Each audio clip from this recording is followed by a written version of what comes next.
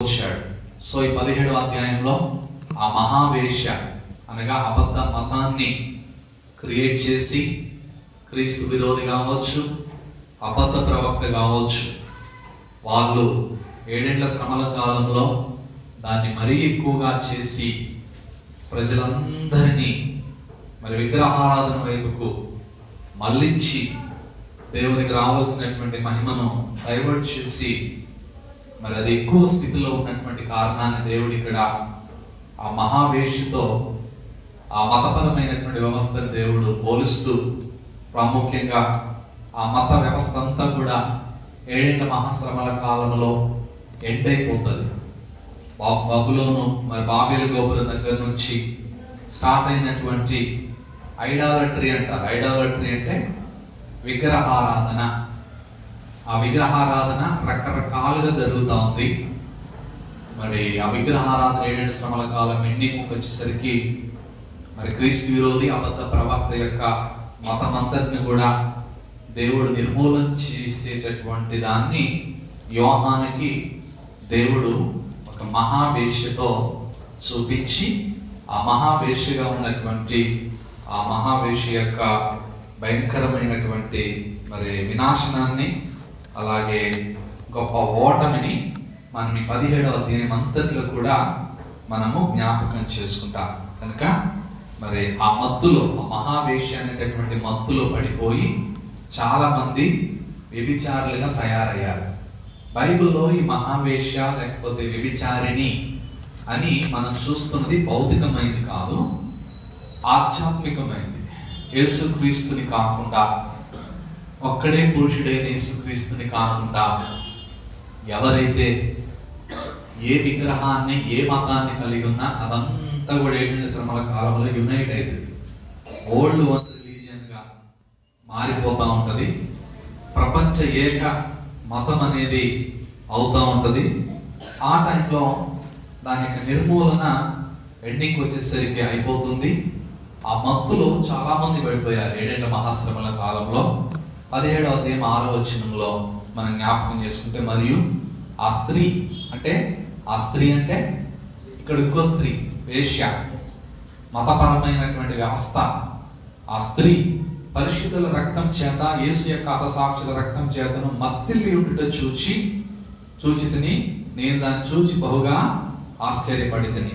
So ఈ అబద్ధ మతంగా ఉన్నటువంటి యొక్క వేశ్యగా బైబిల్లో చిత్రీకరించబడినటువంటి యొక్క స్త్రీ మరి క్రీస్తు ప్రభుని అలాగనే యేసు ప్రభు కొరకు సాక్షులుగా ఉన్నటువంటి వారి యొక్క రక్తాన్ని తాగి, అనగా భయంకరంగా వారిని చంపి ఆ రక్తాన్ని తాగి మత్తుగా ఉండడం ఈ స్త్రీని యోహాన్ భక్తుడు ప్రాముఖ్యంగా చూడటం మనందరం కూడా గమనిస్తా ఉన్నాం ప్రియులారా. ఓకేనా? సో ఓవరాల్గా టోకీగా మనం గుర్తుంచుకోండి, ఈ 17వ అధ్యాయం అంతా కూడా ఏంటి అని అంటే మతపరమైనటువంటి వ్యవస్థ మరి నాశనం అవటాన్ని గురించి మనం చూస్తున్నాం. 18వ అధ్యాయంలో రాజకీయ వ్యవస్థ నిర్మూలించబడటం మనం చూస్తున్నాం. మహాబబులోను కూలిపోయెను. బబులోను పాపాలు, బబులోను నాశనం మనం ప్రాముఖ్యంగా 18వ అధ్యాయంలో మనం చూస్తున్నాం. అంటే ఎండప్లోను ఇవి 2 అధ్యాయాలు ఒక సపరేట్ అధ్యాయాలు. వాస్తవానికి 16వ అధ్యాయం 7వ బోరుతోనే 7వ పాత్రతోనే మరి 7 ఏళ్ల శ్రమల కాలం ఎండింగ్ వచ్చేసింది. ఎడిషనల్గా మనం ఈ 2 అధ్యాయాలలో మతపరమైనటువంటి నిర్మూలన, రాజకీయ సంబంధమైన నిర్మూలన, క్రీస్తు విరోధి యొక్క పాలన అంతం, అబద్ధ ప్రవక్త యొక్క అంతాన్ని గురించి వర్ణించడానికి, మతపరంగా వేశ్యతో పోల్చడం, రాజకీయ వ్యవస్థ నిర్మూలించబడడానికి Babylon the great is fallen అని మరి 18వ అధ్యాయంలో మనం చూస్తున్నాం. మహాబబులోను కూలిపోయిందంటే అర్థం ఏంటంటే మరి రాజకీయ సంబంధమైనటువంటి వ్యవస్థ, వన్ వరల్డ్ మరి పాలిటిక్ అనేటటువంటిది మరి 7 ఏళ్ల శ్రమల కాలం ముగింపులో అంతానికి వచ్చింది. అప్పుడు ఈ లోక రాజ్యాలన్నీ సాతానుడు తీసుకున్నాడు. సాతానుడు క్రీస్తు విరోధి చేతిలో పెట్టాడు. క్రీస్తు విరోధి యొక్క చేతిలో నుండి, సాతాను చేతిలో నుండి ఇప్పుడు మరి అంతరించబడి దేవుని రాజ్యం భూమి మీదికి వచ్చినటువంటి సమయం ఆసన్నమైంది. ఆయన భూమి మీద అడుగుపెట్టే అసలైనటువంటి టైం ఇది. రెండవ రాకడ. ఇప్పుడు నెక్స్ట్ అసలైనటువంటి రెండవ రాకడ ఇప్పుడు జరుగుతుంది అనమాట, 19వ అధ్యాయం. So this is the third topic. ఓకేనా, షార్ట్గా ఉంటాయి 3 అధ్యాయాలు, త్వరగా కంప్లీట్ చేసేసుకుందాం. మార్నింగ్ నుంచి ఇప్పటిదాకా మనము 2 ఫింగర్స్ చూసాం. ఓకే, తంబు ఫింగర్ ఏంటి అని అంటే సంఘం ఉద్దానం, మధ్యాకాశంలో 7 సంవత్సరాలు సంఘం ఉండడం. ఈ యొక్క చూపుడు వేలు ఏంటి అని అంటే మహాశ్రమల కాలం, 6వ అధ్యాయం నుండి 18వ అధ్యాయం వరకు 7 ముద్రలు, 7 బోరలు, 7 పాత్రలు. సో అక్కడక్కడ 2 సాక్షులు, 1,44,000 మంది అన్ని జనాంగాల నుంచి రక్షించబడినటువంటి వారు. ప్రపంచమంతటా కూడా సువార్త ప్రకటించడం. ఇశ్రాయేలు మరలా మరి 7 మహాశ్రమల కాలం సెకండ్ హాఫ్లో మరలా తిరిగి వాళ్ళు యెరూషలేముకి చేరుకోవడం. ఆ విధంగా మరి సాతానుడు, 2వ వ్యక్తి అబద్ధ క్రీస్తు, 3వ వ్యక్తి క్రీస్తు విరోధి. ఈ ముగ్గురు యొక్క అంతం, సాతానుడు, క్రీస్తు విరోధి, అబద్ధ ప్రవక్త, ఈ ముగ్గురు యొక్క అంతం, అబద్ధ తత్వం యొక్క అంతం, సాతానుడి యొక్క కుతంత్రాలు, వాడి యొక్క పరిస్థితి అంతా కూడా క్లైమాక్స్కి వచ్చింది, సమాప్తమైంది. వాడి టైం అయిపోయింది. వాడికి దేవుడు విధించిన టైం, దేవుడు వాడికి ఇచ్చిన టైం. ఆ రోజు యేసుప్రభువు వారు అన్నారు కదా, సమయం ఇంకా రాకముందే నీవెందుకు మమ్మల్ని ఇప్పుడు బాధించడానికి వచ్చావు? ఆ టైం ఆసన్నమైంది. 19వ అధ్యాయానికి ముందే ఆ టైం ఆసన్నమైంది. ప్రభువారిగా మధ్యాకాశంలో నుండి ఇప్పుడు భూమికి సంఘాన్ని తీసుకొని వచ్చేదాన్నే రెండవ రాకడ అంటారు. అర్థమైంది కదా? రెండవ రాకడ అంటే ఇప్పుడు సంఘాన్ని తీసుకుని ఆయన భూమి మీదకి రావడాన్ని గురించి 19వ అధ్యాయంలో మనం చూస్తాం. రెవల్యూషన్ చాప్టర్లో ప్రత్యేకంగా 19వ అధ్యాయంలో ప్రాముఖ్యంగా మనము మొదటి వచనం నుండి మీరు చదువుకుంటే మరి చక్కగా దేవుని తీర్పులు, సత్యములు, న్యాయములు ఉన్నాయి కనుక మరి ఆ విధంగా మాట్లాడుతూ భక్తుడు దేవుణ్ణి స్తుతిస్తూ 6వ వచనం నుండి చదువుతున్నాను. 6వ వచనం నుండి, అప్పుడు గొప్ప జనసమూహము శబ్దమును, విస్తారమైన జనముల శబ్దమును, బలమైన ఉరుముల శబ్దమును పోలిన ఒక స్వరము, సర్వాధికారియు ప్రభువునకు మన దేవుడు ఏలుచున్నాడు, ఆయన్ను స్తుతించండి, గొర్రెపిల్ల వివాహోత్సవ సమయం వచ్చినది, ఆయన భార్య తన్ను తాను సిద్ధపరుచుకొని ఉన్నది కనుక మనం సంతోషపడి ఉత్సహించి ఆయనను మహిమపరచెదమని చెప్పగా వింటిని. మరియు ఆమె ధరించుకున్న ప్రకాశములను నిర్మలములనైన సన్నపు నారబట్టలు ఆమెకి ఇయ్యబడిను, అవి పరిశుద్ధుల నీతి క్రియలు. ఇప్పుడు చూడండి, గొర్రెపిల్ల వివాహోత్సవ సమయం వచ్చింది. మధ్యాకాశంలో నుండి ప్రభుతో భార్యగా సిద్ధపడి ఉన్నటువంటి సంఘం అనగా మనం మరి ఆయనతో కూడా భూమికి రావడానికి సమయం ఆసన్నమైంది. భార్య తన్ను తాను సిద్ధపరుచుకుని ఉన్నది. భార్యగా యేసు ప్రభుతో కలిసి మధ్యాకాశంలో నుండి భూమికి రాబోతుంది అనేటటువంటి విషయాన్ని మనం ఇక్కడ చూస్తున్నాం. అదే సమయంలో గొర్రెపిల్ల యొక్క పెండ్లి విందు కూడా మరి జరగటం మనము 9-10 వచనాలలో ప్రత్యేకంగా గొర్రెపిల్ల యొక్క పెండ్లి విందుకు పిలువబడిన వారి ధన్యులని వాక్యంలో ఉంది. 10వ వచనంలో నేను అతనికి నమస్కారం చేయటికై పాదాలు ఎదురు సాగిలపడగా బ్రతుకుమి అనడం మనం గమనిస్తున్నాం. సో పెండ్లి విందు కూడా జరుగుతోంది. 11 నుంచి 21 వచనాల దాకా మనం గమనించినప్పుడు this is the second coming. ఎలా జరిగింది, రెండవ రాకడ అసలు ఎట్లా ఇది భూమి మీద కొనసాగుతూ ఉంటుంది అనేటటువంటి ప్రాముఖ్యమైనటువంటి అంశాన్ని ప్రియులారా మనము ప్రభు యొక్క ద్వితీయామ గమనము లేకపోతే రెండవ రాకడ అనేటటువంటి అంశాన్ని ప్రాముఖ్యంగా బైబిల్లో మనము గమనించినప్పుడు రెండవసారి యేసు ప్రభు ఎందుకు వస్తాడు, ఎందుకు రావాలి, ఆయన రావాల్సినటువంటి అవసరం ఏంటి, రారాజుగా ఆయన ఈ లోకానికి వచ్చి ఆయన ఏం చేస్తాడు, రాజుల రాజుగా ఆయన వచ్చి ఆయన ఈ లోకంలో తన పరిపాలన ఎలా కొనసాగిస్తాడు అనేటటువంటి విషయాలన్నీ కూడా 19వ అధ్యాయము మరి 11వ వచనం నుండి మనం ఇక్కడ జాగ్రత్తగా గమనించాలి. 11వ వచనం, మరియు పరలోకము తెరవబడి ఉండుట చూచింది. మరలా పరలోకము తెరవబడి ఉండుట చూచింది అంటే మధ్యాకాశంలో సంఘం ఉంది, కోట్లాను కోట్ల దూతలు ఉన్నారు, అలాగనే యేసు ప్రభువారు ఉన్నాడు. అక్కడ నుండి రావడానికి ముందు పరలోకము తెరవబడి ఉండుట చూస్తున్నాడు. అప్పుడు ఇదిగో తెల్లని గుర్రం ఒకటి కనబడెను. ఆరోగ్యం మొదటి వచ్చిన వలన తెల్లని గుర్రం మీద ఉన్నది ఎవరు? క్రీస్తు విరోధి. 1911 వచ్చిన వలన తెల్లని గుర్రం మీద ఉండబోతున్నది ఎవరు? యేసు క్రీస్తు ప్రభువు. ఈ యొక్క వ్యత్యాసాన్ని మనం గమనించినప్పుడు ఆ తెల్లని గుర్రం ఒకటి కనబడింది. దాని మీద కూర్చుంటున్నవాడు నమ్మకమైన వాడును, సత్యవంతుడు, నామము గలవాడు, ఆయన నీతిని బట్టి విమర్శ చేయొచ్చు, యుద్ధము జరిగించుచున్నాడు. యుద్ధం చేసింది కూడా యేసు ప్రభువు కనుక యుద్ధమును జరిగించుచున్నాడు. ఆయన నేత్రం అగ్ని జ్వాలల వంటివి, ఆయన శిరస్సు మీద అనేక కిరీటాలు ఉన్నాయి. రాయబడిన ఒక నామం ఆయనకు కలదు, మరి ఆయనకే కానీ మరి ఎవరికి తెలియదు. రక్తంలో ముంచబడిన వస్త్రం ఆయన ధరించుకొని ఉండెను. చూడండి, యేసు ప్రభువు రక్తంలో ముంచబడిన వస్త్రం ధరించుకొని ఉండెను. మరి దేవుడి వాక్యం నామం ఆయనకు పెట్టబడి ఉన్నది. పరలోకమందున్న సేనలు అంటే కోట్లాను కోట్లమైన దూతలతో పాటు పరిశుద్ధులు శుభ్రమైన తెల్లని నార బట్టలు ధరించుకొని తెల్లని గుర్రములెక్కి ఆయనను వెంబడించుచు ఉండిరి. దర్శనం చూస్తున్నాడు. నిజంగా మనం గుర్రాల మీద వస్తామని కాదు, కానీ ఆ విధమైనటువంటి దర్శనాన్ని యోహాను చూశాడు. ఇప్పుడు చెప్పండి, రెండవ రాకడలో ఏ దేశం? రెండవ దేశం. 7 శ్రమల కాలం అయిపోయిన తర్వాత మధ్యాకాశంలో ఉండి యేసు ప్రభుతో మనందరూ అక్కడ మీరు ఎక్కడ ఉన్నారో చూసుకోండి, ఉండరో చూసుకోండి. ఆ టైంలో మీరు ఉంటారా డిసైడ్ చేసుకోవాల్సిన రోజు ఇది.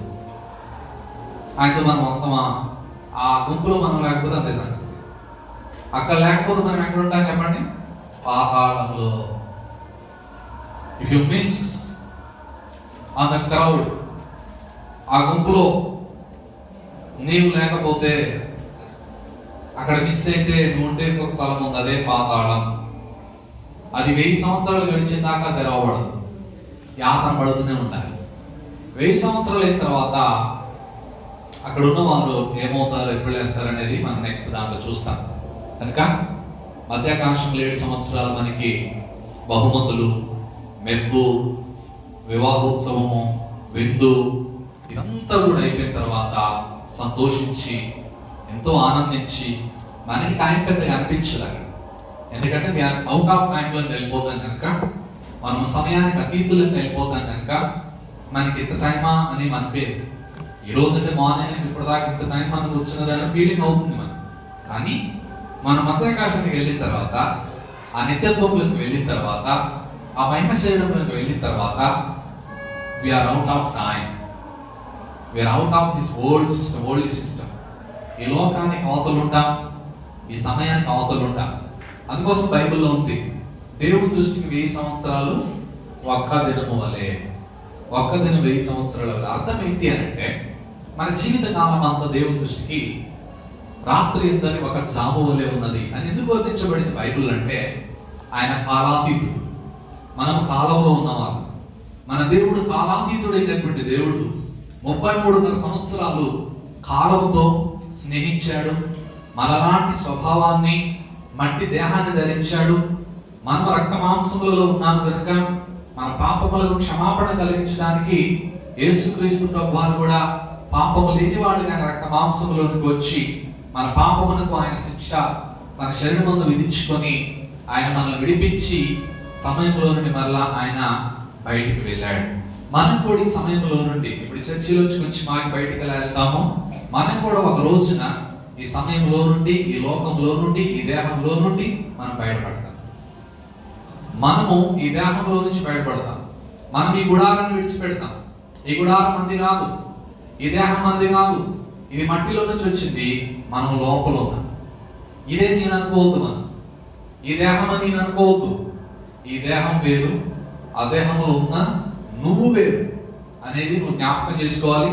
యేసు ప్రభువారు వచ్చింది నీ దేహాన్ని మాత్రమే బాగు చేసి, నీ దేహాన్ని మాత్రమే సుందరంగా మార్చి, నీ దేహానికి మాత్రమే పూర్తి ఆరోగ్యాన్ని ఇచ్చి, నీ దేహానికి మాత్రమే ఆయన చక్కటి సౌందర్యాన్ని ఇచ్చి, ఈ భూమి మీద శాశ్వత కాలం బ్రతకడానికి ఆయన ఈ భూమి మీద జీవితకాలం అంతా సుఖ సంతోషాలతో బతకడానికి, దేహంతో సుఖించడానికి ఆయన నీ కోసం రాలేదు. కానీ నీ దేహంలో ఉన్నటువంటి అసలైన నీ కోసం, అనగా అదృశ్య పురుషుడైనటువంటి ఆ మానవుని విమోచించడానికి, ఆత్మని విమోచించడానికి, ప్రాణాన్ని విమోచించడానికి యేసు ప్రభు వారు ఆయన ఈ లోకానికి వచ్చి తన ప్రాణాన్ని పెట్టాడు. ఆత్మ విమోచన నీవు అంతరంగ పురుషుల్లో మరి అదృశ్యంగా ఉన్నటువంటి ఆ పురుషుని విషయంలో నీవు నూతన సృష్టిగా మార్చబడ్డావా? ఆ నూతన సృష్టిగా నీ అంతరంగ జీవితం మార్చబడితే నీ బహిర్గత జీవితం కూడా చాలా క్లియర్ గా ఉంటది.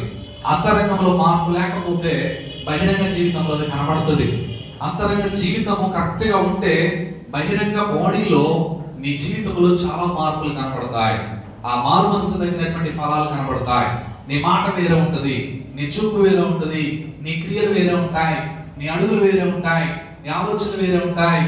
నీ ప్రతీది కూడా ఒక నూతన సృష్టిలాగా భూమి మీద నీ అంతరంగా మారింది కనుక, శరీరం ఇంకా మారలేదు కనుక, ఆ శరీరం అనేటటువంటి మధ్యమైన శరీరాన్ని నువ్వు ఇంకా కలిగి ఉన్నావు కనుక, ఆ విమోచన కోసమే మనమందరం ఎదురు చూస్తున్నాము. ఆ విమోచన బైబిల్ ఏమంటారంటే దేహ విమోచనము. ఆ విమోచనకి the resurrection of the body అని అంటారు.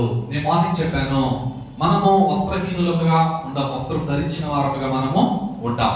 ఫర్ ఎగ్జాంపుల్, ఒకవేళ యేసుక్రీస్తు వారు ఇంకొక 50 సంవత్సరాల తర్వాత వచ్చాడు అనుకున్నా, ఒక 50 సంవత్సరాల తర్వాత లేదా ఒక 100 సంవత్సరాల తర్వాత, ఇది 2026 కదా, 100 కలిపితే ఎంత? 2126 సంవత్సరానికి ఒకవేళ యేసు వారు మధ్యాకాశానికి వస్తే మనం అప్పటిదాకా ఉంటాం భూమి మీద.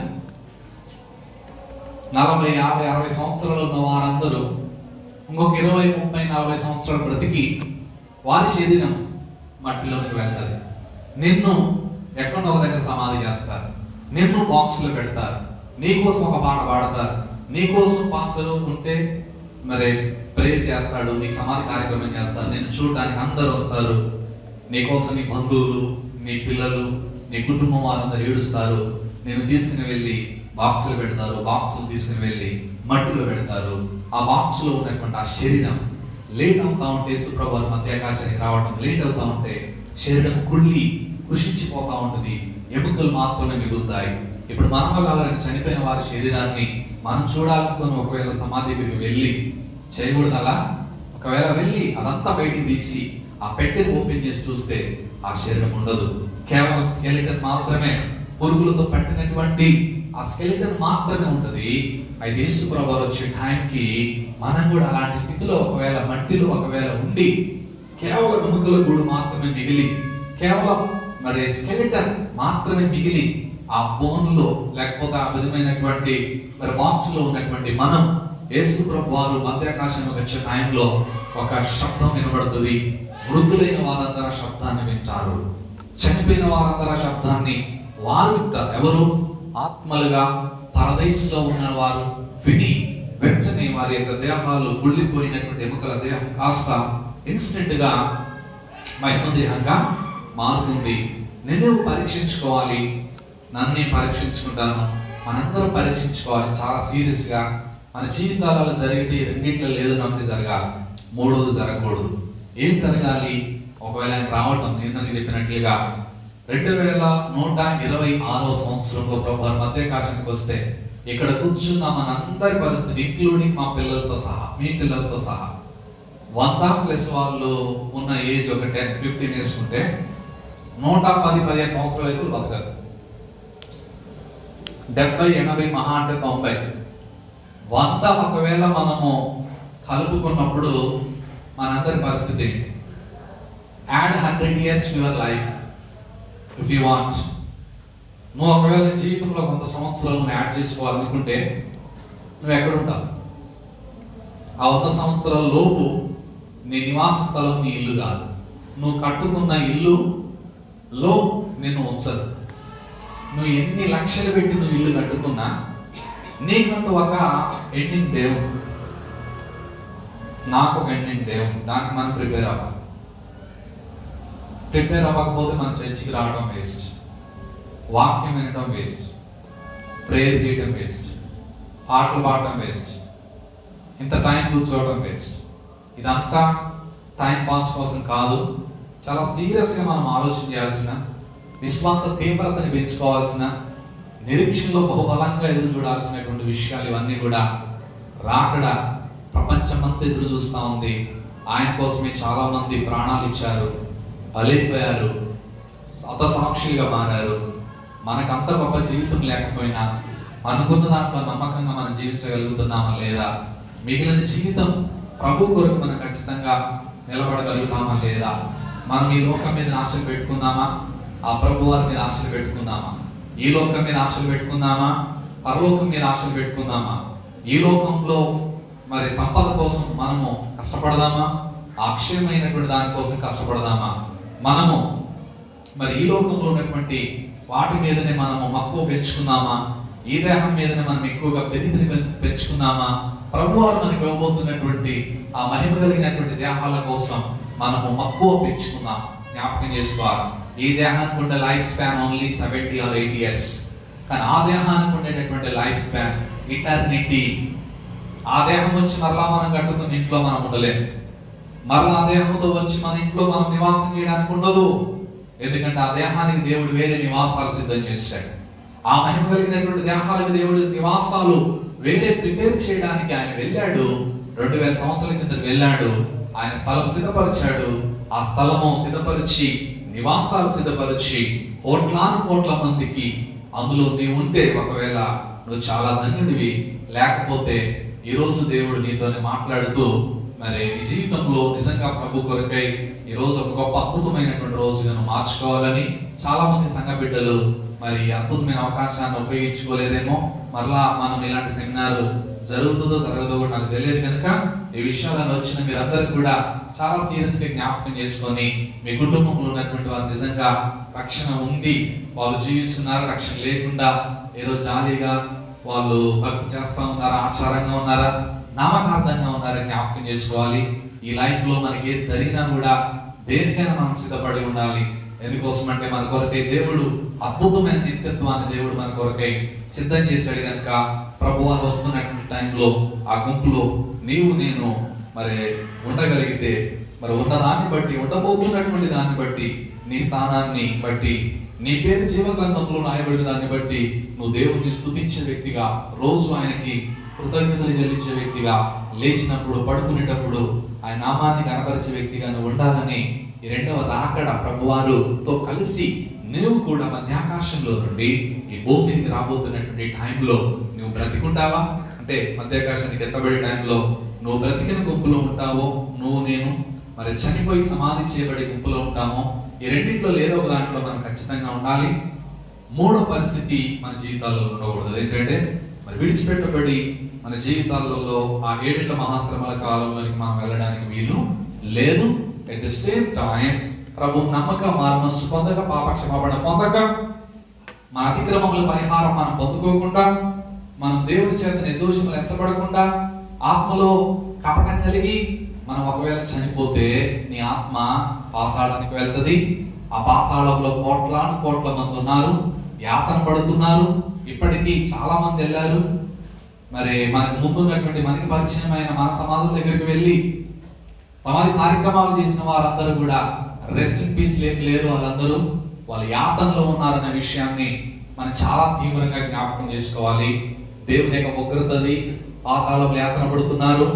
వారు కూడా 1000 ఏళ్ల పాలన తర్వాత వాళ్ళు కూడా లేపబడేటటువంటి పరిస్థితిని మనం కూడా తర్వాత వచ్చేటటువంటి స్లైడ్లో మనం చూస్తా ఉన్నాం. కనుక ఈ అద్భుతమైనటువంటి 7 సంవత్సరాల మహిమ దేహంతో ఉన్నటువంటి మనం, మహిమ దేహాలతో ప్రభు దగ్గర ఉన్నటువంటి మనం, ఆయనతో కలిసి మన భూమికి వచ్చేటటువంటి సమయాన్నే మరి రెండవ రాకడ అని అంటాం. ఇప్పుడు నేను మీకు వేసే ఒక ప్రశ్న ఏంటంటే, రెండవ రాకడలో రెండవ దశగా చూస్తున్నటువంటి ఇందులో మనం ప్రభువుని కలుసుకోవడానికి వెళ్తామా, లేదు అని అంటే ప్రభుతో కలిసి వస్తామా? ప్రభుతో కలిసి 7 సంవత్సరాల తర్వాత మనము భూమికి ఆయనతో కలిసి మహిమ శరీరాలతో మనం వస్తాము అనేటటువంటి విషయాన్ని మీరు మనసులో జ్ఞాపకం చేసుకోవాల్సిందిగా నేను కోరుతున్నాను. సో ఇక్కడ 19వ అధ్యాయము గుర్రములెక్కి మరి మనందరం కూడా ఆ విధంగా వస్తామని యోహాను ఎప్పుడో చూసినటువంటి వాడిగా మనకి కనబడతా ఉన్నాడు. నెక్స్ట్ మనము వెళ్ళేటటువంటి ఇంకొక స్లైడ్ ఏంటంటే రైట్. ఓకే, ప్రభువారు భూమి మీదకి వచ్చాడు, మహిమ శరీరంతో వచ్చేసాడు, రెండో నాకల్లో వచ్చేసాడు, మన మహిమ దేహాలతో ఉన్నా. ఇప్పుడు యేసుక్రీస్తు ప్రభువారు భూమి మీద 1000 సంవత్సరాలు పాలన చేస్తాడు. లిటరల్గా ఇదే సూర్యుడు ఉదయించి అస్తమించేటటువంటి దినాలు, ఇదే నెలలు, ఇదే వారాలు, ఇవే సంవత్సరాలు, 365 రోజుల యొక్క సంవత్సరాలు. ఇలా 1000 సంవత్సరాలు భూమి మీద క్రీస్తు ప్రభువారి యొక్క పాలన అక్షరాలుగా జరుగుతుంది. ఇక్కడున్న ఒక అద్భుతమైన ట్విస్ట్ ఏంటంటే, ఈ 1000 ఏళ్ల పాలనని చాలా మంది క్రైస్తవులు నమ్మరు. దీన్నే 4వ రాజ్యం అంటారు. దీన్నే 4వ రాజ్యం. మొదటి రాజ్యం పాత నిబంధనలో ప్రవచించబడిన రాజ్యం, రెండవ రాజ్యం సమీపించిన పరలోక రాజ్యం, మూడవ రాజ్యం సంఘ రాజ్యం, 4వ రాజ్యం ఈ లోక రాజ్యాలన్నీ ఆయన అయ్యే 1000 ఏళ్ల పరిపాలన అనే రాజ్యం. ఈ రాజ్యంలో జనులు చాలా సుఖంగా, మట్టి శరీరాలతో ఉండేటటువంటి జనులు చాలా సుఖంగా ఉంటారు, ఎక్కువ సంవత్సరాలు బ్రతుకుతారు, అభివృద్ధి ఎక్కువగా ఉంటుంది. మనమైతే మహిమ శరీరాలతో ఉంటాం, పిల్లలు అనే పరిస్థితి ఉండదు. 2 రకాలైన జనాంగాలు ఉంటారు, 2 kinds ఆఫ్ పీపుల్ ఉంటారు. మనము మహిమ శరీరాలతో ఉంటాం. మరి 1000 ఏళ్ల పాలనలోనికి ప్రవేశించేది ఎవరు? యేసుప్రభువారు భూమి మీదకి వచ్చి ఒక తీర్పు జరిగిందని చెప్పాను. ఏం తీర్పు అది? గొర్రె మేకల తీర్పు. గొర్రెలన్నీ 7 శ్రమల కాలంలో నమ్మినటువంటి యూదులు, అన్యులు, ఇంకా వాళ్ళు బ్రతికే ఉన్నారు ప్రభువారు భూమి మీదకి వచ్చిన టైంలో. నమ్మకుండా 7 ఏళ్ల మహాశ్రమల కాలంలో మిగిలిన వారు కూడా ఉన్నారు, వారు మేకలు. వారిని దేవుడు నిత్యాగ్నిలోనికి మరి పంపించాడు. వీరితోనే అందరూ రక్షించబడి నమ్మి 7 శ్రమల కాలం ఎండింగ్లో మిగిలిపోయినటువంటి వారి ద్వారానే 1000 ఏళ్ల పాలన ప్రారంభించబడుతుంది. ప్రారంభించబడి వారు కొంతకాలం బ్రతుకుతారు, 100 సంవత్సరాలు పైబడి బ్రతుకుతారు. బ్రతికి వారు పిల్లల్ని కానీ వారు చనిపోతారు, మరలా చనిపోవాలి వాళ్ళు కూడా. తర్వాత ఆ 2వ జనరేషన్ వాళ్ళు చాలా కాలం బ్రతుకుతారు, 6 పిల్లలు కానీ వాళ్ళు చనిపోతారు. ఇట్లా 10 జనరేషన్స్ వరకు కంటిన్యూ అవుతూనే ఉంటుంది. యేసు ప్రభువారు మరి ఈ పాలన ప్రారంభించడానికి ముందు 20వ అధ్యాయము, ఇప్పుడు మనము 2వ రాకడైంది, ఇప్పుడు 1000 ఏళ్ల పాలనలో ఉన్నాం. ఈ 1000 ఏళ్ల పాలనను స్టార్ట్ చేయడానికి ప్రభువారు ముందు ఏం చేస్తాడంటే, 20వ అధ్యాయం 1 నుంచి 3 వచనాలలో పెద్ద సంఖ్యలో చేత పట్టుకొని అగాధమిక తాళపు చెవి గల దేవదూత పరలోకము నుండి దిగివచ్చిన చూచుకుని, అతడు ఆది సర్పమును అనగా అపవాదియు సాతానును ఆ ఘట సర్పమును పట్టుకుని 1000 సంవత్సరములు వారిని బంధించి అగాధములో పడవేసి, ఆ 1000 సంవత్సరాలు గడుచు వరకు ఇక మీదట జనములను మోసపరచకుండానట్లు అగాధమును మూసి దానికి ముద్ర వేసిను. అటు పిమ్మట వాడు కొంచెం కాలం విడిచిపెట్టబడవలెను. 1000 సంవత్సరాలు అయిన తర్వాత వీడు విడిచిపెట్టబడతాడు.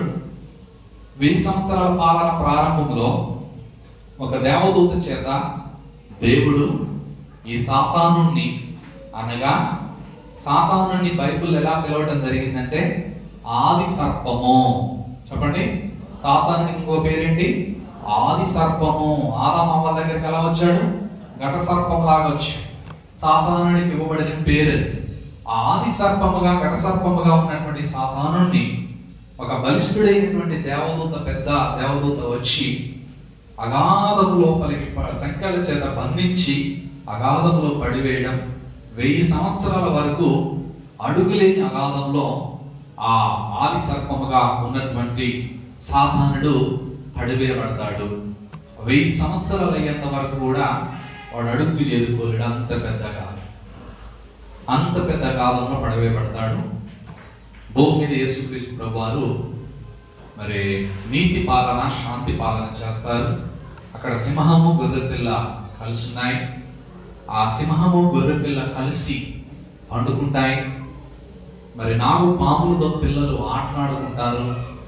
చాలా అద్భుతమైనటువంటి మరి నీతి, సమాధానము, మరి సంతోషము, వర్ధిల్లటము, ఇవన్నీ కూడా మనకి యేసుక్రీస్తు ప్రభువారి యొక్క పాలనలో, అనగా యేసుక్రీస్తు ప్రభువారు మహిమ శరీరంతో ఈ భూమి మీద ఉన్నప్పుడు మరి మనము కూడా మహిమ శరీరాలతో ఉండి మట్టి శరీరాలుగా ఉన్నటువంటి వారికి, ప్రత్యేకంగా యూదులైన ఇశ్రాయేలీయులైనటువంటి వారికి ఆయన రాజుగా 4వ రాజ్యంగా పిలువబడుతున్న 1000 ఏళ్ల పాలనను ఆయన మరి భూమి మీద కొనసాగిస్తూ ఉంటాడు. మనమైతే అవుట్ ఆఫ్ టైంలో ఉంటాం. అయితే మనము భూలోకంలో ఉన్నటువంటి మనుషులతో ఇంటరాక్షన్ కూడా ఉండే అవకాశం ఉంది. ఎలాగనంటే మరి మనం అప్పుడు మరలా అత్వేలు వస్తామా రామా నాకు తెలియదు. ఆ మహిమ శరీరంతో ఒక్కసారి మరలా అత్వేలికి రావాలని ఆశ, మనకు వస్తుందో రాదో నాకైతే తెలియదు. కానీ అవన్నీ నేను కూడా ఇంకా అందులోకి వెళ్ళలేదు కనుక మనకు అప్పుడు మైండ్ సెట్ ఎలా ఉంటుందో, అప్పుడు మన ఊరు మనకు గుర్తుంటుందో, అప్పుడు మన వాళ్ళు మనకు గుర్తుంటారో, అప్పుడు ఉండేటటువంటి పరిస్థితి ఎలా ఉంటుంది అనేది యువతలో ఉన్నటువంటి మనకి అర్థం కాదు. ఆ అవతలకి వెళ్ళితేనే కానీ, ఆ స్థితిలోకి వెళ్తేనే కానీ, ఆ మహిమ దేహాల్లోనికి వెళితే కానీ ఆ బ్రెయిన్ మెమరీ ఎలా ఉంటుందో మనకి తెలియదు. ఆ పరిస్థితిని మనం ఊహించలేదు. నా వీఆర్ ఇన్ దిస్ స్టేట్, మనము ఇప్పుడు ఈ స్థితిలో ఉన్నాము.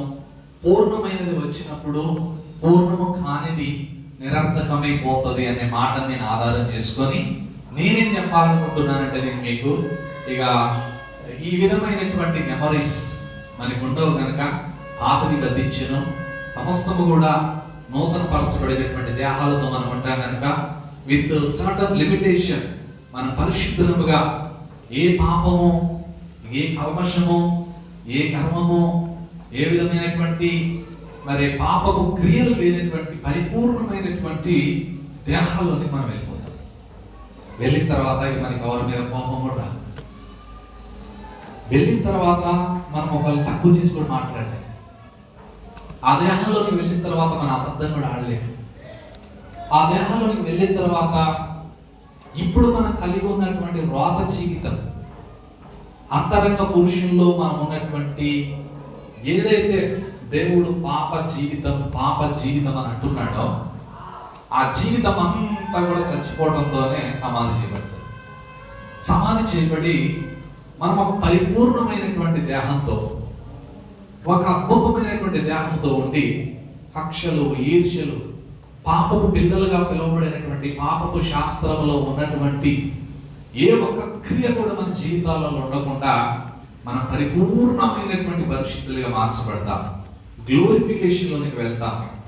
ఒక్క పాపానికి కూడా తావు ఉండకుండా అద్భుతమైనటువంటి మహిమ శరీరాల్లోనికి మనం వెళ్ళి ప్రభుతో కలిసి మనము మరి పాలన చేస్తాము అని, పరిపూర్ణమైన పరిశుద్ధులంగా ఉంటామని బైబిల్ గ్రంథం మనకి తెలియజేస్తుంది. ఆదాము హవ్వలు పాపం చేయడానికి ఎలా ఉన్నారో అంతకు మించినటువంటి అద్భుతమైనటువంటి స్థితిని మనం కలిగి ఉంటాం. సో పాపం చేయడానికి ఆదాము హవ్వలు అంతకు ముందు ఏ విధంగా ఉన్నారో, పాపం చేసిన దగ్గర నుంచి ఈ రోజు వరకు మానవ జాతి పాపపు జాతిగా, పాపపు మానవులుగా బ్రతుకుతున్నారు కనుక మన ఆలోచనలో పాపం, మన హృదయంలో పాపం, మన చూపులో పాపం, మన క్రియల్లో పాపం, మన యొక్క నడకలో పాపం, మన పడకలో పాపం, అణువణువున పాపముతో పోరాడటమే.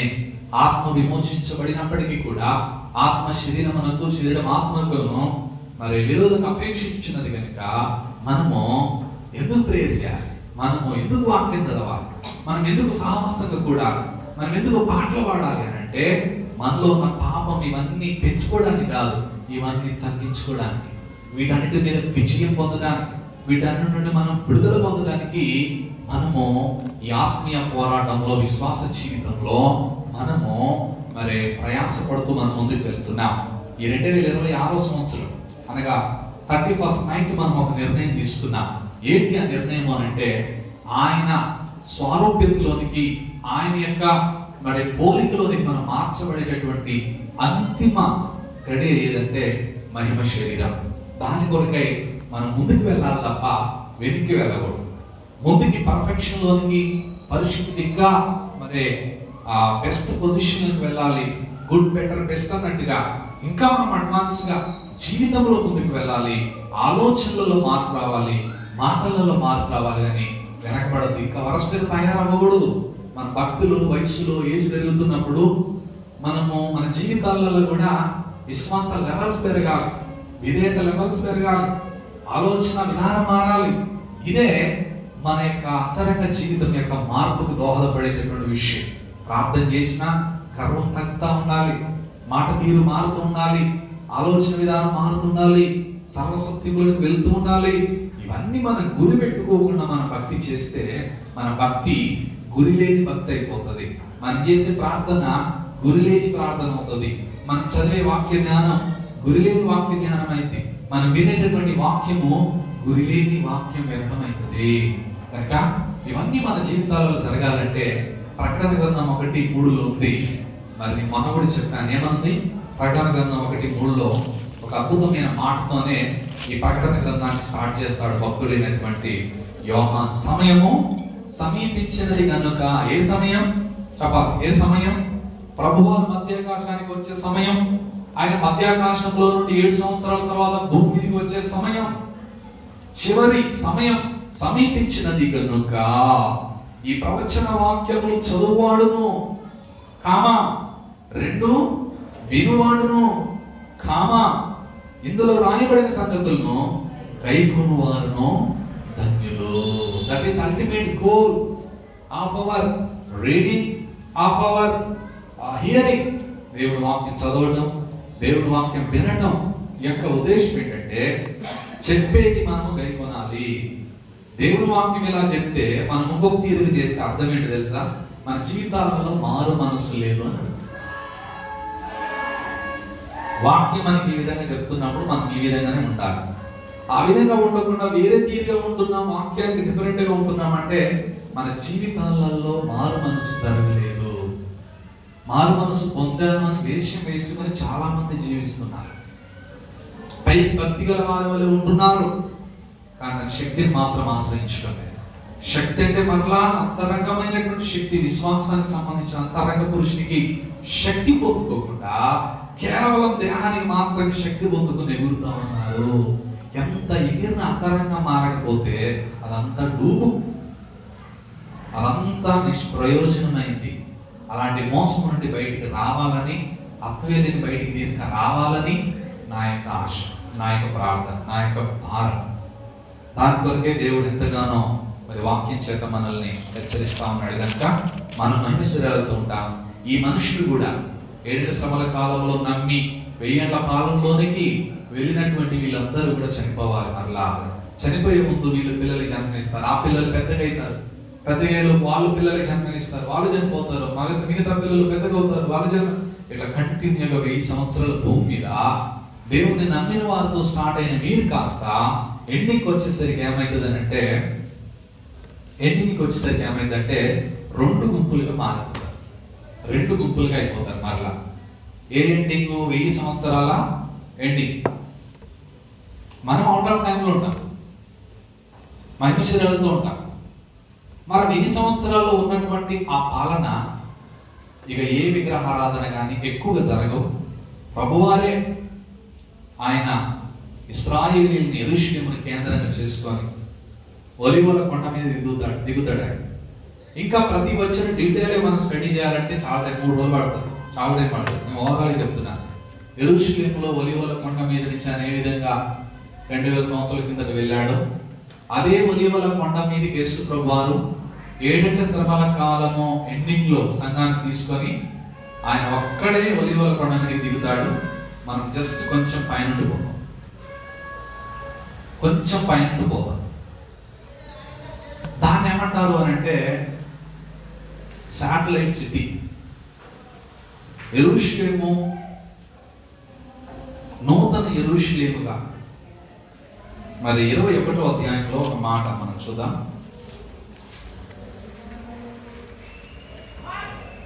21వ అధ్యాయము. అంతటి నేను క్రొత్త ఆకాశమును క్రొత్త భూమిని చూచి తిని, మొదటి ఆకాశము మొదటి భూమి గతించిపోయిన, సముద్రం ఇక లేదు. నేను నూతనమైన యెరూషలేము మహాపట్టణము తన భర్త కొరకు అలంకరింపబడి పెండ్లి కుమార్తె వలె సిద్ధపడి పరలోకమందున దేవుని యొద్ద నుండి దిగి వచ్చుట చూచి తిని. మరి మధ్యాకాశంలో నుంచి 19వ అధ్యాయంలో వస్తే 20వ అధ్యాయం అంతా 1000 ఏండ్ల పాలనలు ఎక్కడుంది? మళ్ళీ లాజిక్. 19వ అధ్యాయంలో మనం చూసాం కదా, ఏం చూసాము? మధ్యాకాశం నుండి యేసు ప్రభువుతో కలిసి భూమి మీదకి వచ్చింది సంఘము.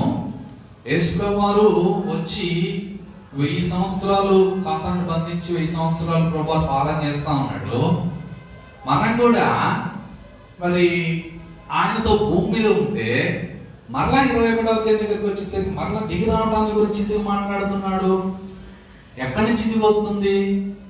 మధ్యాకాశంలో నుంచా? ఆల్రెడీ వచ్చేసింది 19వ అధ్యాయం సంఘం. మరి ఇంకా ఎక్కడి నుంచి దిగి వస్తుంది అని అంటే భూమి ఉపరితలానికి కొంచెం పైగా, మధ్యాకాశం నుండి ఆల్మోస్ట్ భూమి దిగొచ్చి కొంచెం పైన. ఇది ఒక అద్భుతం. అంటే చాలా మంది మరి ఊహకు అందనటువంటి విషయం. నేను ఒక దగ్గర దీని గురించి నేను తెలుసుకున్నాను, ఒక స్కాలర్ దగ్గర నుంచి.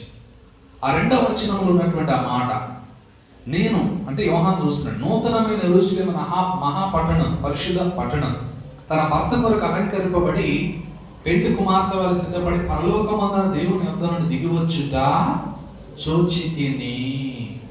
అంటే ఆల్మోస్ట్ 1000 సంవత్సరాలు మనం ఒక సిటీలో ఉంటాం. ఆ సిటీ అట్మాస్ఫియర్ కలిగినటువంటి సిటీ కాదు.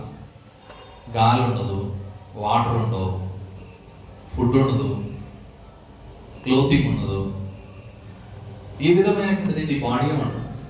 ఈ బాడీకి కదండి కావాల్సింది. ఈ బాడీ క్లోతింగ్ కావాలి, ఆక్సిజన్ కావాలి, వాటర్ బాటిల్ కావాలి, ఫుడ్ కావాలి, స్పెట్స్ కావాలి, చెప్పులు కావాలి, పెన్ను కావాలి, సెల్ కావాలి, ఫోన్ చేయాలి, మెసేజ్ పెట్టాలి. ఇదంతా లిమిటేషన్ ఆఫ్ దిస్ వరల్డ్. ఈ విలోక మట్టికే. మనము ఒక్కసారి కనుక మహిమ శరీరంలోనికి వెళ్ళాము అని అంటే we don't need all of these things. ఈ అవసరతలు ఏమి అనుకోండి. Even using of the mobiles కూడా ఉండదు. మనకంటే ఒక ఫోన్ నెంబర్ ఉండదు. ఎలా ఉంటాం? దానికోసం నా వెయిటింగ్. ఎలా ఉంటాం? దానికోసమే బైబిల్ నిరీక్షణ, భక్తుల నిరీక్షణ. ఇప్పటికి వారు ఇంకా దానికోసం ఎదురు చూస్తూ ఉన్నారు పరదేశంలో. భూమి మీద సజీవంగా ఉన్న మనము ఆ మార్పు కోసం ఎదురు చూస్తున్నాం. దాని మీద ఆశను పెంచుకుంటూ వెళ్తుంటే భక్తుల మాజా ఉంటుంది. తాగే మాజా కాదు, అసలైన మాజా ఉంటుంది. వాక్యం చదువుతున్నప్పుడు ఆ విధమైనటువంటి గొప్ప విశ్వాసం మనకు కలుగుతూ ఉంటుంది. ప్రార్థన చేస్తున్నప్పుడు ఆశతో ప్రార్థన చేస్తూ ఉంటాం. ఆ స్థితిలోనికి నేను ఎప్పుడు వెళ్తున్నా? ఈ లోకంలో ఉన్న వాటి మీద మన మనసు పెట్టుకుంటే అది అవ్వదు. ఈ లోకంలోనే మనం ఫిక్స్డ్ అమౌంట్ లాగా, ఫిక్స్డ్ డిపాజిట్ లాగా ఇన్ని సంవత్సరాల మైండ్ సెట్ మనం పెట్టుకుంటే అది అవ్వదు. ఇదే నా జీవితంలో లాస్ట్ రోజు, రేపైంది ఇదే నా జీవితంలో లాస్ట్ రోజు, ఎల్లుండైంది ఇదే నా జీవితంలో లాస్ట్ రోజు అని చేసే భక్తి చాలా మధురంగా ఉంటుంది. లేదంటే రొటీన్గా సప్పగా షుగర్ లేకుండా టీ తాగినట్టుగా, ఉప్పు లేకుండా కూర తిన్నట్టుగా చాలామంది భక్తులు దేవుని బిడ్డల్ని గమనిస్తూ ఉంటారు. చర్చిలో చాలామందిని గమనిస్తూ ఉంటారు. వీళ్ళ జీవితాలలో ఎంత ఆశ ఉంది. వీళ్ళ ఆదివారం చర్చికి వచ్చే విషయంలో, వాక్య విషయంలో, ప్రార్థన విషయంలో గమనిస్తూ ఉంటాను. ఎందుకంటే ఆయన పాస్టర్ కాబట్టి. నేను దేవుని సేవకుని, ఆత్మ విషయాల పట్ల నాకు బాగా డిజైర్ అనేది ఎక్కువగా దేవుడు పెట్టాడు కనుక నేను గమనిస్తూ ఉంటాను విశ్వాసం. చాలామంది చాలా రెక్లెస్గా ఉంటారు, వాళ్ళకి అర్థం కావట్లే ఆ మాధుర్యం, ఆ టేస్ట్నెస్ వాళ్ళకి అర్థం కావట్లేదు. నిర్లక్ష్యం, ఏదో అహం, ఏదో ఒకటి ఏలుతుంది వాళ్ళకి తెలియకుండానే వాళ్ళని ఏలుతుంది. అది దాన్ని తెలుసుకొని దాన్ని అధిగమించి మరి నిజమైనటువంటి విశ్వాసంలో కనుక రాగలిగినప్పుడు, ఈ లోకం మీద ఉన్నటువంటి ఆశల మీద మనం చెప్పుకోగలిగినప్పుడు, ఉన్నవన్నీ దేవుడిచ్చినవి అయినప్పటికీ కూడా ఇవన్నీ నాయి కాదు అని మనం వాటి మీద ప్రీతి తగ్గించుకున్నట్లయితే నిజంగా ఆ మధురమైనటువంటి జీవితాన్ని మనం జీవించాలి. మారాలాంటి జీవితాన్ని పక్కన పెట్టి మధురమైన, ఏ మధురమని మాట్లాడేది? అంతరంగా ఆధ్యాత్మికమైన మధురమైనటువంటి టేస్టీ లైఫ్ని మనం కలిగి జీవించాలంటే అంత ఈజీ ప్రాసెస్ కాదు. దానికోసం ఎంతో మంది దేవుని సన్నిధిలో ప్రయాసపడే వారంగా ఉన్నాం. ఈ 1000 సంవత్సరాలలో మనం మరి మహిమ శరీరాలతో జస్ట్ కొంచెం పైన మనం శాటిలైట్ సిటీలో ఉంటామని కొంతమంది గొప్ప గొప్ప స్కాలర్స్ మరి చెప్పడం జరుగుతూ ఉంది. ఎనీహౌ ఆ రియాలిటీలోకి మనం వెళ్ళినప్పుడు అది ఉన్నట్లుగా మనం చూస్తాం. అది అయిపోయిన తర్వాత ఏం జరుగుతుంది 20వ అధ్యాయంలో అంటే, సాతానుడు తానున్నటువంటి మరి దాంట్లో నుండి విడిపించబడటం జరుగుతూ ఉందన్నమాట. సాతానుడు తానున్నటువంటి మరి పరిస్థితుల నుంచి విడిపించడానికి ముందుగా వీళ్ళందరూ తిరిగి లేస్తారు. గమనించండి, ఇంకొక 10 నిమిషాలు ముగిస్తాను. 4వ వచనం నుండి 6వ వచనం దాకా, అంతటి సింహాసనములను చూచితిని, వాటి మీద ఆసీనులై ఉండు వారికి విమర్శ చేయడానికి అధికారం ఇవ్వబడింది. క్రూర మృగముకైనను దాని ప్రథమకైన నమస్కారం చేయక తమ నొసలు ఎందు గాని చేతులు ఎందు గాని ముద్ర వేయించుమని వారిని యేసు విషయమై తామిచ్చిన సాక్ష్యం నిమిత్తము దేవుని వాక్యము నిమిత్తము శిరచ్ఛేదనం చేయబడి వారి ఆత్మలను చూచితిని. ఎవరు వీళ్ళందరూ? మొదటి 3.5 సంవత్సరాలు, రెండవ 3.5 సంవత్సరాలు చంపబడిన, చనిపోయిన, క్రీస్తు కొరకు క్రీస్తులో చనిపోయినటువంటి వారందరూ ఆత్మల్ని చూచితిని. వారు బ్రతికిన వారై. మళ్ళా ఆత్మలు బ్రతకటం ఏంటి? విచ్ మీన్స్ బ్రతకడం అంటే ఏంటి? మహిమ శరీరాలతో లేపబడిన వారై. ఎవరు వీళ్ళు? 7 శ్రమల కాలంలో చనిపోయిన, దేవుని యందు చనిపోయిన వారు, అలాగనే పాత నిబంధనలో ఉన్న భక్తులు, వాళ్ళందరూ బ్రతికిన వారై 1000 సంవత్సరములు క్రీస్తుతో కూడా రాజ్యం చేస్తారు, మనతో జాయిన్ అవుతారు. వాళ్ళు 1000 ఏళ్ల ప్రారంభంలో సాతానుడు బంధించబడ్డం, శ్రమల కాలంలో చంపబడిన వారందరూ కూడా మహిమ శరీరాలతో తిరిగి లేవడం, వాళ్ళు మనతో జాయిన్ అవ్వడం, మనమందరము కలిసి 1000 సంవత్సరాలు క్రీస్తుతో రాజ్యం చేస్తాం. ఆ 1000 సంవత్సరాలు గడిచే వరకు కడమ మృతులు బ్రతకలేదు. ఈ కడమ మృతులు ఎవరు? ఈ కడమ మృతులు ఎవరంటే, ఆది కాండంలో కయ్యూను దగ్గర నుంచి 1000 ఏళ్ల పాలనలో ఇట్లా చాలా మంది పుట్టి ప్రభు నమ్మక 1000 ఏళ్ల పాలనలో కూడా నమ్మకుండా చచ్చిపోయేవారు ఉంటారంటే ఉంటారు. అందరూ నమ్మరు. స్టార్టింగ్లో అందరు నమ్మిన వాళ్ళే, ఎండింగ్లోకి వచ్చేసరికి చాలా మంది ప్రభు నమ్మకుండా. మరి సాతానుడు లేకుండా వీరిని ఎవరు మోసం చేశారు? వీళ్ళ శరీరమే వీళ్ళకి ఒక శత్రువు. ఈ స్వభావం ఆదాము నుండి సంక్రమించింది. 1000 ఏళ్ల పాలనలోనికి వెళ్ళినటువంటి మనుషుల జీవితాలలో కూడా ఆ యొక్క ఆదాము స్వభావం కంటిన్యూ అవుతూ ఉంటుంది. కంటిన్యూ అయ్యి at the end of the day 1000 సంవత్సరం యొక్క ఆఖరి సంవత్సరం వరకు ఉన్న మానవులందరూ కూడా ప్రభువుని విశ్వసిస్తే వారు రక్షించబడిన వారిగా ఉంటారు. విశ్వసించిన వారందరూ, చనిపోయినటువంటి వారందరూ వారు మిగతా వారితో కలిసే పాతాళంలోనికి జాయిన్ అవుతారు. వారు పాతాళంలో యాతన పడుచు, ఇంతకు ముందు ఉన్న వాళ్ళు కోట్ల మంది, 7 శ్రమల కాలంలో నమ్మని వారు, 1000 ఏళ్ల కాలంలో నమ్మనటువంటి అనేక మంది ఆత్మలు లేపబడేటటువంటి టైమే ఎక్కడ చదువుకున్నాం మనం? చెప్పండి. 4వ వచనం ఆఖరి భాగంలో 1000 సంవత్సరాలు గడిచే వరకు 5వ వచనం, కడమ మృతులు బ్రతకలేదు. ఇదే మొదటి పునరుద్ధానం. ఏది మొదటి పునరుద్ధానం? వీళ్ళు 7 శ్రమల కాలములో చంపబడి పాత నిబంధనల భక్తులందరూ. ఇది మొదటి పునరుద్ధానం. మరి మంది పునరుద్ధానం, మంది సంఘ పునరుద్ధానం.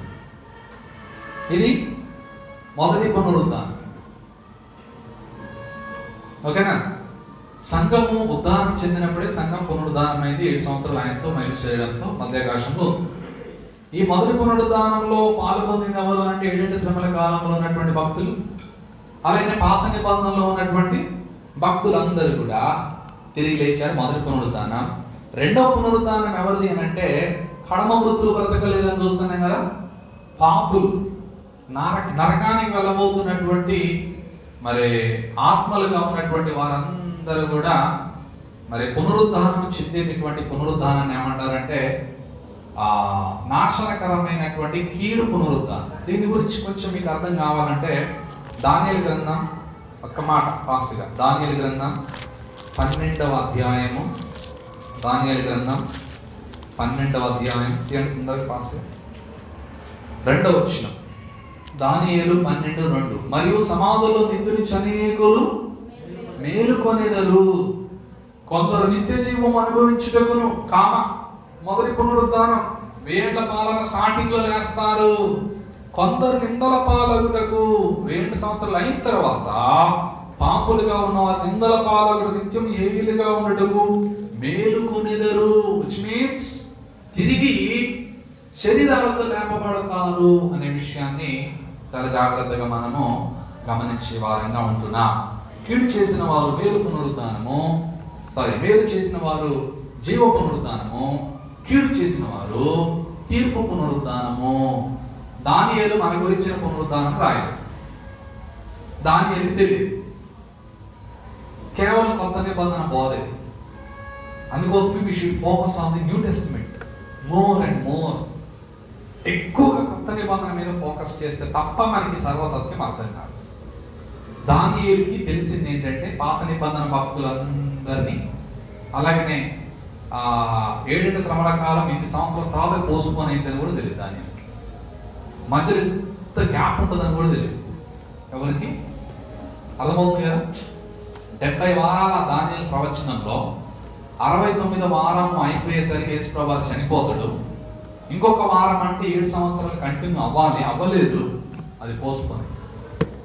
అదే 7 సంవత్సరాల మహాశ్రమల కాలం 6వ అధ్యాయం నుంచి 18వ అధ్యాయం దాకా మధ్యలో ఏమొచ్చేసింది? సంఘము. ఇదే మర్మము, ఇదే దాచబడిన మర్మము, పొలములో దాచబడిన మర్మం అని చాలా ఉపమానాలు మనం చూసాం. ఇక్కడ మత్తయి సువార్త 13వ అధ్యాయం. ఈ మర్మాన్ని కనుగొన్న వారు ధన్యులు. ఈ పొలములో దాచబడినటువంటి ముఖ్యమైన యేసుక్రీస్తుని కనుగొన్న వారు ధన్యులు. దానికోసం తనకున్న పొలం అంతా ఈ పొలాన్ని కొనటం చాలా ధన్యత. కనుక మరి సంఘ పునరుద్ధానంలో మహిమ శరీరాలతో లేపబడే వారి గురించి దానియేలుకి తెలియదు కనుక రాయలేదు. అది మర్మ పునరుద్ధానం. ఇది ఒక అదృశ్యం.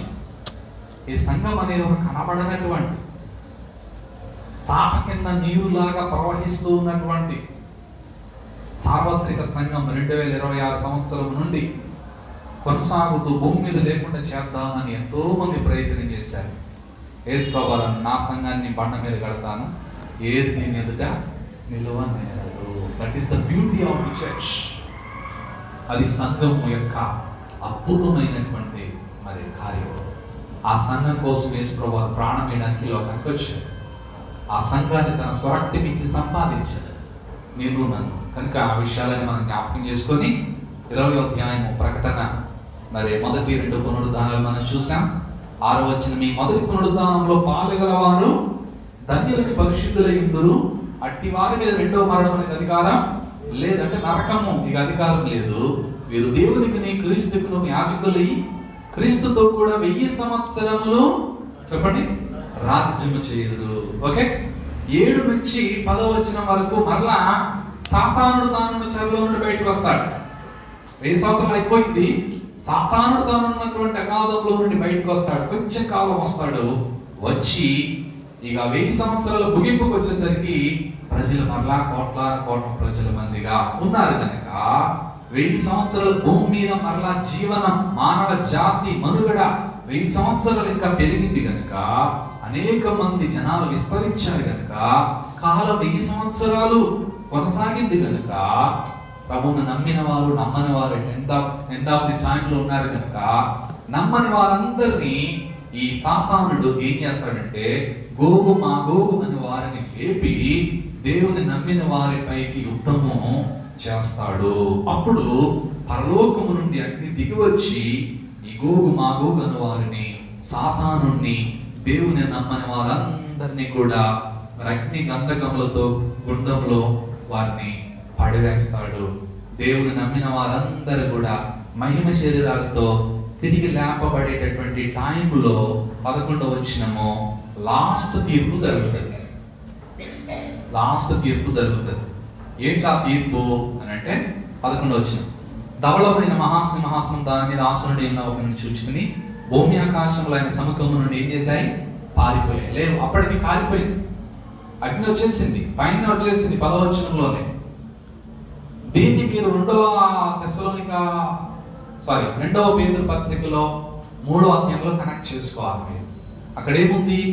అగ్ని దిగి వచ్చినప్పుడు ఏం జరుగుతుంది అక్కడ అంటే డీటెయిల్గా చెప్పడానికి సమయం అయిపోయింది. ఓకే, మనం తర్వాత ఎప్పుడైనా కనెక్ట్ చేసుకుంటాం. మరలా పరలోకం నుండి 10వ వచనములో అగ్ని దిగి వచ్చినప్పుడు, మరి 10వ వచనంలో చూడండి, వారు భూమి మీద ఎంతంతగా వ్యాపించి గోగు మాగోగు వారు పరిశుద్ధ శిబిరములను ప్రియమైన పట్టణమును ముట్టడివేయగా యెరూషలేముని పరలోకము నుండి అగ్ని దిగి వచ్చి వారిని దహించెను. ఆ అగ్నికి వీళ్ళే కాదు, భూమి ఆకాశం పంచభూతాలన్నీ నిక్కటమైన వేండ్రముతో ఏమైపోయినాయి? లయమైపోయినాయి. 11వ వచనం దగ్గరికి వచ్చేసరికి ఏం లేదు, ఇక స్పేస్ లేదు, భూమి లేదు, ఆకాశం లేదు, మన ఇల్లులై, మన ఊర్లై, మన రాష్ట్రాలై, మన దేశాలై, అసలు భూమి అనే గ్లోబే లేదు, ఏ గ్రామం లేదు, ఆకాశం లేదు, ఏమి లేదు. సమస్తం కూడా అగ్నికి ఏమైపోయిందని మొత్తం కాలిపోయింది. స్పేసే ఉంది. అప్పుడు సింహాసనం వేయబడింది. ఆ సింహాసనం మీద కూర్చుని అని చూచిని భూమి ఆకాశాలైన సముఖము నుండి పారిపోయినాయి. లేవిగా మొదటి భూమి, మొదటి ఆకాశం గతించిపోయింది. తర్వాత 12వ వచనం, కొద్దివారేమి గొప్పవారేమి, కొద్దివారేమి మృతులైన వారందరూ ఆ సింహాసనం మీద నిలవబడి ఉన్నట్టు చూసింది. ఇది 2వ పునరుద్ధానం, ఇది కీడు పునరుద్ధానం. అప్పుడు గ్రంథములు విప్పబడ్డాయి. జీవ గ్రంథమును వేరొక గ్రంథం కూడా విప్పబడింది. ఆ గ్రంథములు ఎందు రాయబడిన వాటిని బట్టి తమ తమ క్రియల చొప్పున మృతులు ఏం చేశారు? తీర్పు పొందారు. సముద్రము తనలో ఉన్న మృతులను అప్పగించింది. మరణము పాతాళ లోకం వారి వశంలో ఉన్న మృతులను అప్పగించింది. వారిలో ప్రతివాడు తన క్రియల చొప్పున తీర్పు పొందెను. మరణమును మృతుల లోకమును, చూడండి, మరణము మృతుల లోకం అంటే పాతాళములో ఉన్నటువంటి వారందరూ మృతుల లోకము అగ్నిగుండములో పడవేయబడెను. ఈ అగ్నిగుండము 2వ మరణము. ఎవని పేరైన జీవ గ్రంథములో రాయబడినట్టు కనబడని ఎడల వాడు అగ్నిగుండములో close. End of this point. వేళ్ల పాలైంది. భూమి ఆకాశాలు లయమైపోయినాయి. పాతాళంలో ఉన్న వారు తిరిగి లేపబడ్డారు. తీర్పు జరిగింది. వాళ్ళందరూ అగ్నిగుండంలో పడవేయబడ్డారు. అగ్నిలో కాలుతున్నారు. చూడండి లాస్ట్ క్లైమాక్స్లో వీళ్ళు ఏ విధంగా అగ్నిలో కాలుతున్నారు వర్ణించడానికి సరిపోని ఇమేజ్ ఇవన్నీ, వివరించడానికి సరిపోయినటువంటి స్లైడ్స్ ఇవన్నీ కూడా.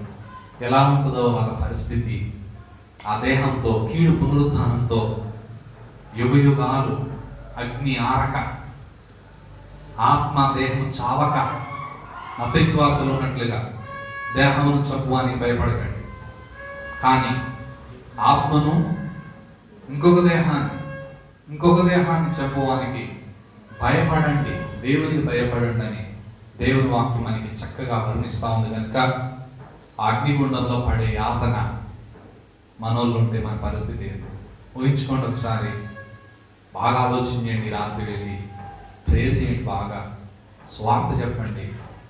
వాళ్ళు చనిపోతే మరుక్షణం పాతాళం, 2nd స్టేజ్ నరకం.